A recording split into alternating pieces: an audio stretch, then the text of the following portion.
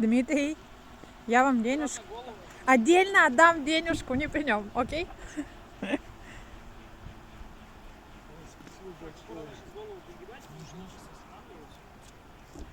Ну как? О, я в шоке. Я в шоке.